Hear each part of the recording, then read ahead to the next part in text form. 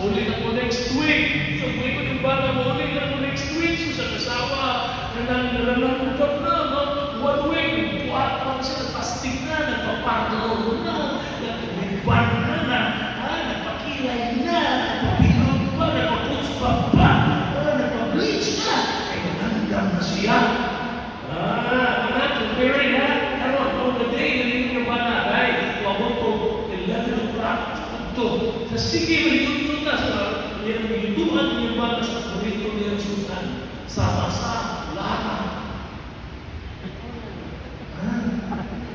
Isa pa, ang bakuhan. Soup number 5. Ano yung paborito niya? Sus, hindi ko man ay kasama ng manad, ay, nag-over dito rin na nabili ng flight yan sa Korea. Kaya mag-winter diyan, nakikipag, no pressure. Kung yan, schedule na mo, yan, gabihin na, mga tempo class. Sige lang, isuot ako sa rec, dito ko mga ligamot ko. Sa nagkatutol na, ang tempo class, ang asawa ko, nakasama si Iban. Sige, tapos kung si bantay with expectation. Tulad yan, niya kada-kada yung hulog. Ang banana, uy, nalakuman. Nalakuman. Ang Shopee na, yung fashion, yung pinag-delivery mo.